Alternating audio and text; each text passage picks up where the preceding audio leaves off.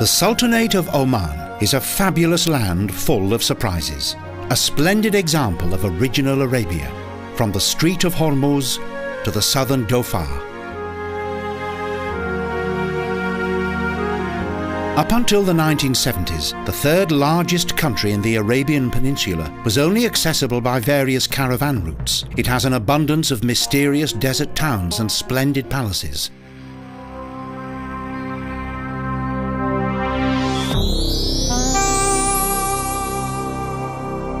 Our journey begins on the northern coast of the Gulf of Oman. The white city of Sohar is the historic harbour of the Islamic world and the gateway to China.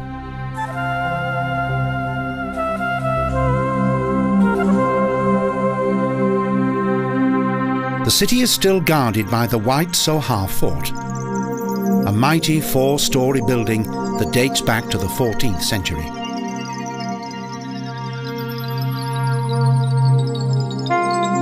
With its 6 circular towers, the fort was deemed so important by the Viceroy of India that he sent artists and historians to Sohar in order that they could record it for posterity.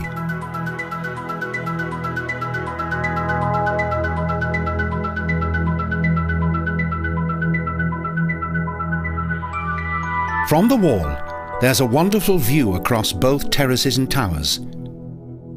In its centre are the bones of a sultan who was murdered by his son.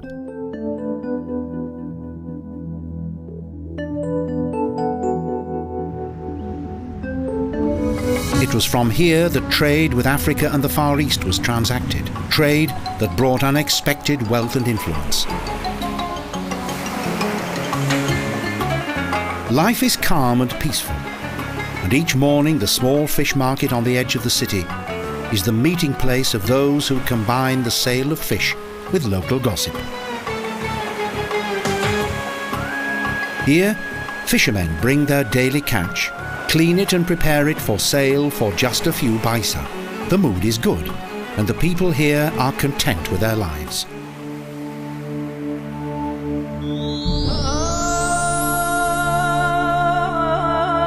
On his journey to the country's interior in 1708, Sultan bin Saif had the strategically located Al-Hamra fortress built.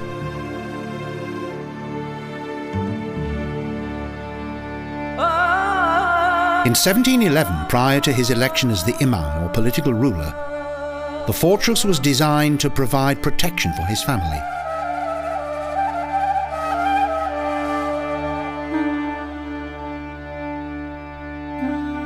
The spacious rooms and halls are surrounded by fascinating architecture. The fire slits were equipped with Portuguese booty cannons.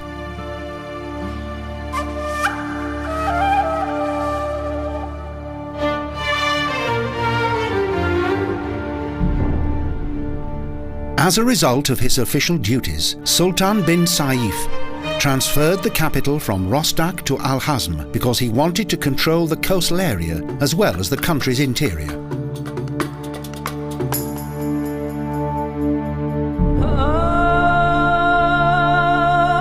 The rectangular complex that was built around a light inner courtyard is an impressive sight, with a strictly geometric ground plan and 2 mighty corner bastions. During the short and peaceful reign of its creator, the building was never really put to the test.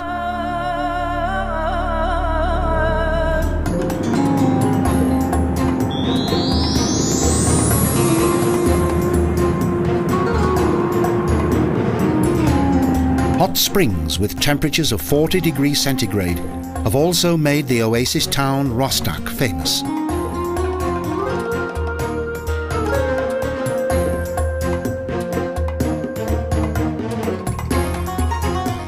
The second largest fortified complex in Oman was constantly enlarged and improved. The central Castillo is now surrounded by 4 towers and a huge wall.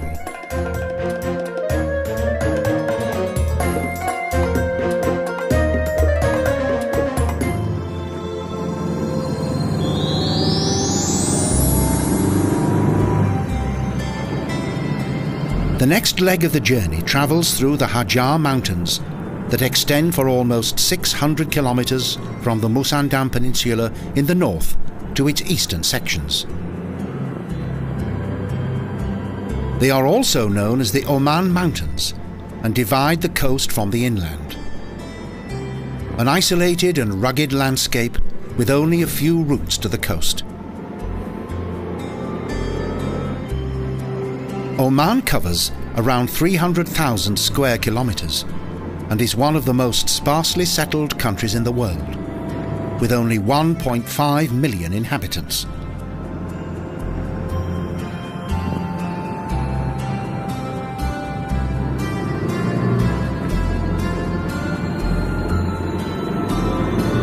Suddenly, an inhabited settlement appears from behind a rock.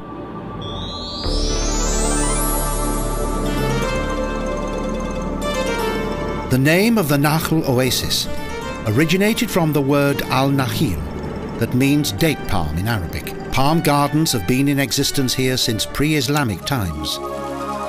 Small water basins surrounded by palm trees surprise those who come here for the first time, an oasis amid a desolate mountain world. Here drinking water is more precious than oil. Thus the women fulfill an important task by filling their buckets with water from the spring, and then carry it on their heads home to their families, spilling not a drop.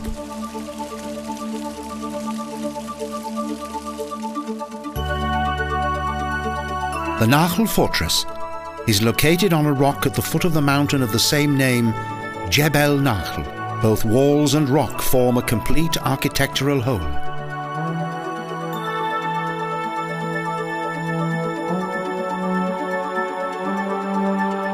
Nakhl is the home of the Yaruba tribe that came into power in 1624 and ruled over Oman for 120 years.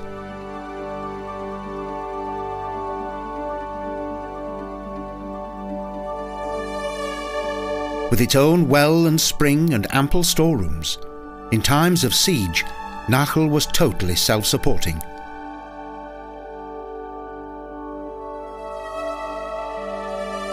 From the uppermost tower of the fortress, the view across the Batina plains and the Hajar Mountains is overwhelming.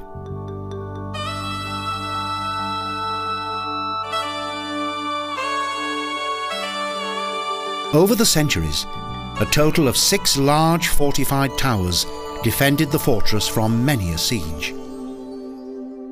Today, the totally restored Islamic fortress is an important part of the country's history.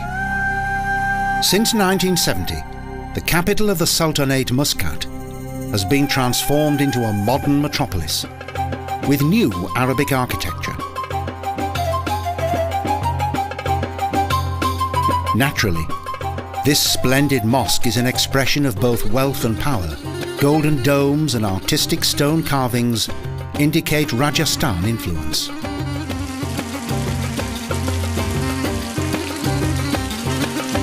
The enchanting prayer house was built with some artistic influence from India. A fairy tale straight out of the 1001 Nights.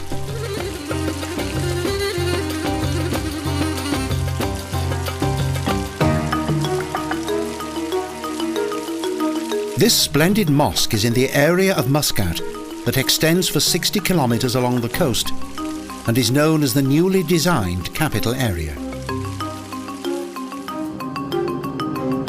The old town is dominated by the Al-Alam Palace that serves as both the official seat of government and also that of the monarch. The sheltered harbour also now contains a street and a promenade and is called Corniche.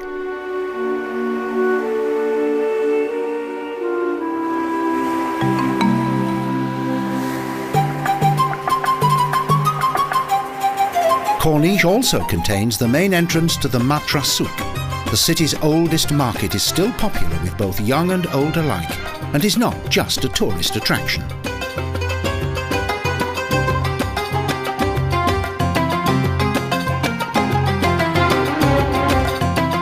Here, all kinds of shoes are offered for sale.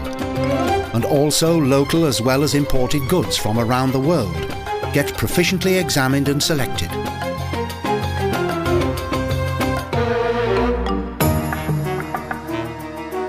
On the edge of the city, behind a black rock, a fairy tale hotel was built that is known as the modern legend of Oman, the Al Bustan Palace Hotel.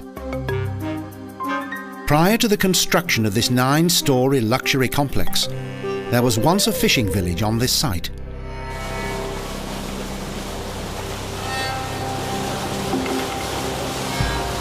In just 2 years, 3,500 workers built this oriental dream that is of both Arabian and Indian design, surrounded by a blossoming and extremely well-tended garden.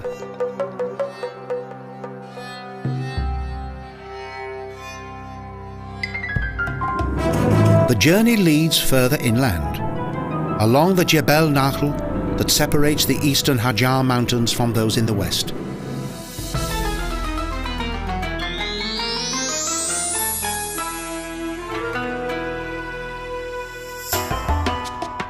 Barkat al-Moz. The springs here have always provided nourishment for those who live in this desolate region, an oasis amid the arid mountain landscape.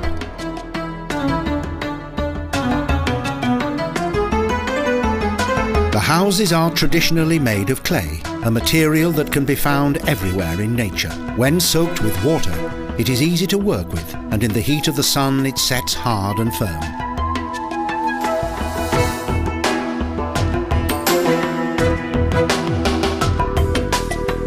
The only disadvantage of the clay houses is that they must be renewed frequently. If sudden rainfall soaks the walls, they must be replaced immediately.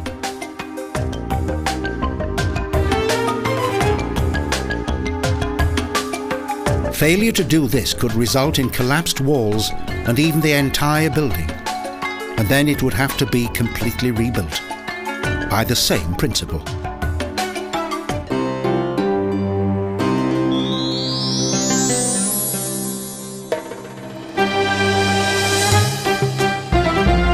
Nizwa, the religious centre of the Omans, has a moving past that manifests itself in the city's defensive fortress.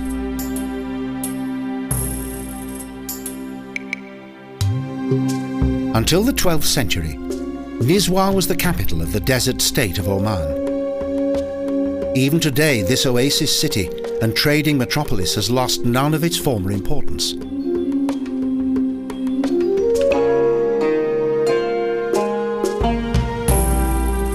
In the past, the fortress fulfilled an important role in protecting the country's interior.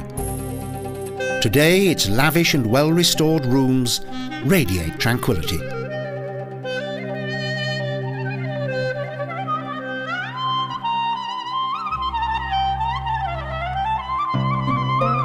Numerous historic objects of everyday life are displayed in various areas of the fortress and associated buildings.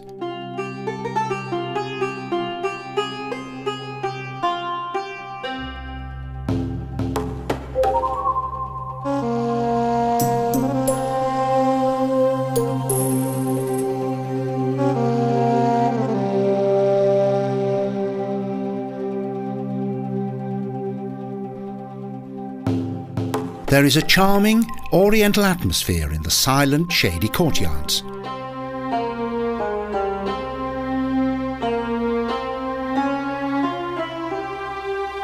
Few of its ancient buildings remain, as the older part of the city has been almost completely rebuilt.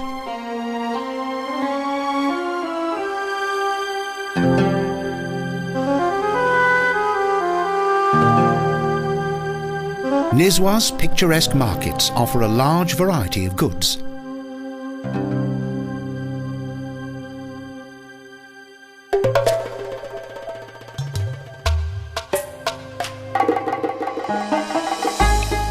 In addition to shops that sell traditional crafts and general goods, many fruit and vegetable traders offer their products in the restored souk.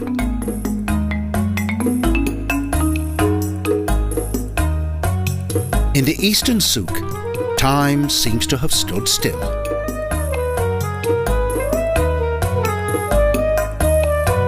At the top of their voices, traders from the surrounding mountain villages advertise their wares, mainly goats and sheep.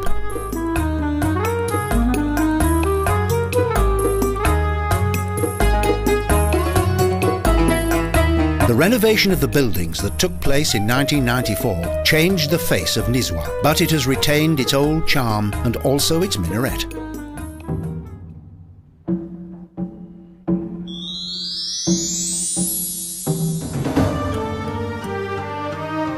Around 20 kilometres from Nizwa is the abandoned and ruined village of Tanuf. Old and weather-beaten remains surrounded by rock walls.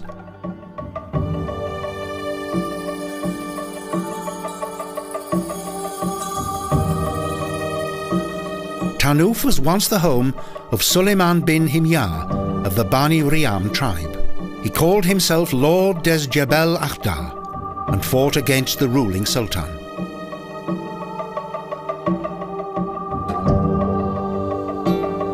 The British Air Force assisted the sultan and destroyed the city. Many of the villagers escaped and built a new village some 4 kilometres away.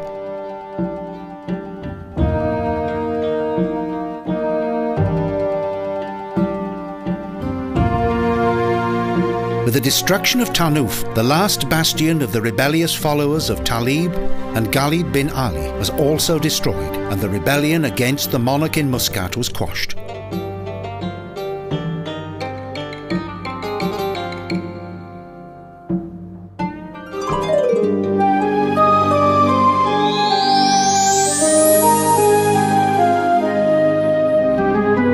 Our next destination in the northern Oman is the oasis town of Bakhla.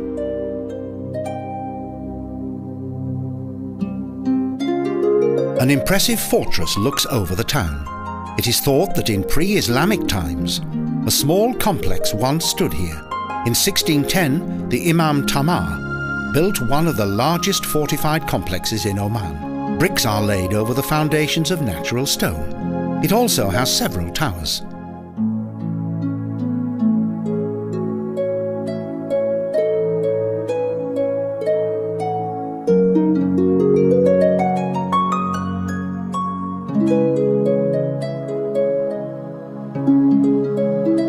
The town is a traditional oasis that boasts an especially rich clay that is ideal for the production of pottery.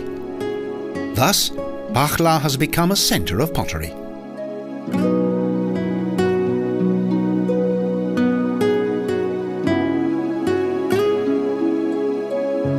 Of its once numerous pottery shops, only 2 have survived. The others were forced to close down due to the industrial complexes that gradually grew on the outskirts of the town.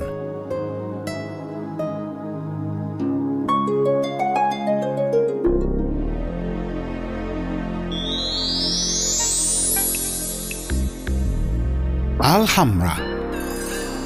This 300-year-old oasis village dates back to the reign of Imam Saif Bin Sultan.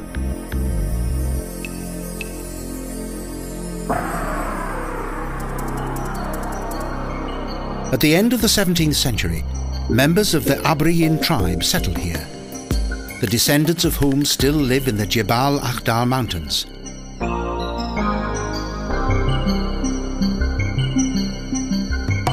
Al-Hamra means the red one, an Arabic name that is also to be found in the word Alhambra of Granada. It is linked to the colours of the brick buildings.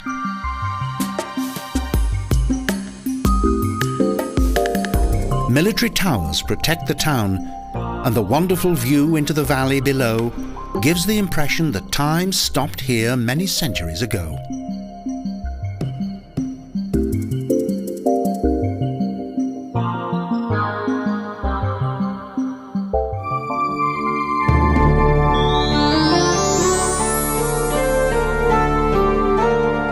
The mighty Abriyin Fort. It is one of the most beautiful castles of its kind in the Sultanate of Oman, formerly the famous land of incense.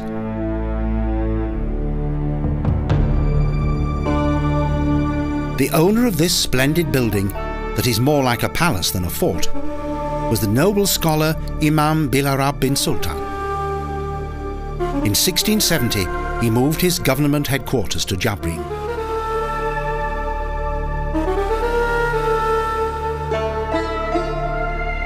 Although clearly designed for battle, this impressive residential castle was constructed during peaceful times.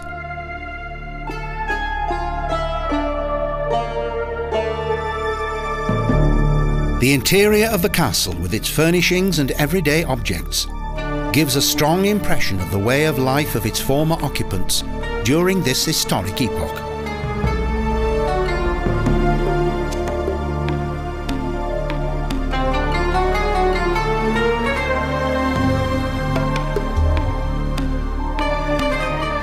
Two of the residences were originally constructed separately, but were subsequently, in the course of the year, connected by way of a small but bright inner courtyard.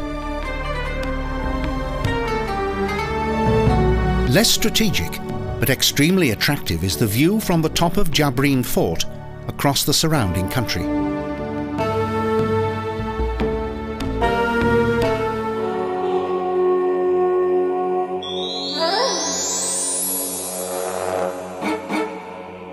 Until 50 years ago, Abriyin had the reputation for being a centre for highwaymen and robbers, favoured for its good strategic location.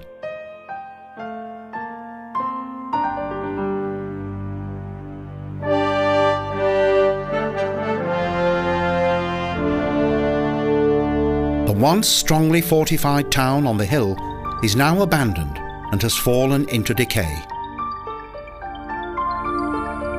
Within the fortress, it's plain to see that it was built on natural rock.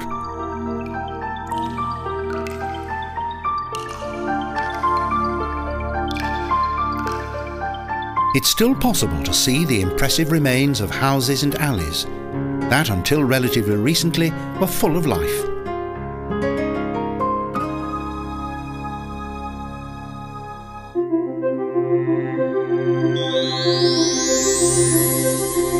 The final destination of our journey, the oasis town of Buraimi, a town that borders the United Arab Emirates and consists of 9 districts. 3 belong to the Sultanate of Oman, and the remaining 6 to the Emirate of Abu Dhabi, that is also known as Al-Ain.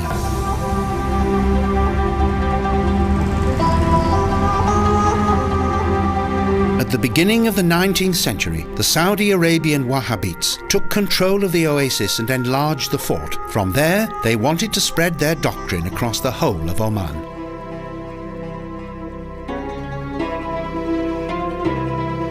Sultan Said attempted to drive them off with violence, but the conflict did not end there.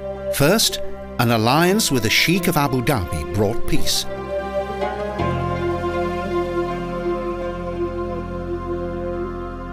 When mineral oil was discovered here in 1952, Saudi Arabia occupied the district of Hamasa and claimed the oasis for themselves.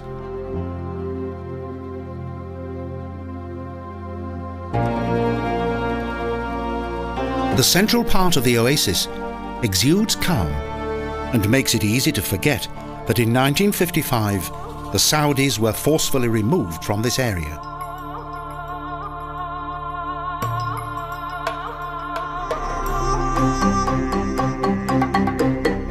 But the souk is still the meeting place of the men. Here, countless goods are offered for sale, but the most important attraction is the exchange of news and gossip.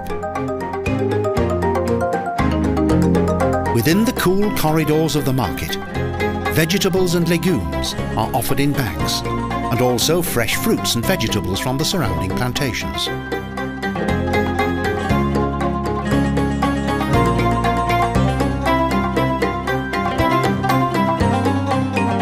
The traders proudly display the fish freshly caught and delivered from Abu Dhabi. Trade across the border presents no difficulties. For thousands of years, both Arabic and non-Arabic people have lived peacefully together in Oman, and both the sea and trade have made their mark in Oman society. The Sultanate of Oman is a treasure trove of rarities. Its 12,000-year-old history is visible throughout the entire country, and the beauty of the mysterious Arabian Peninsula is a truly captivating experience.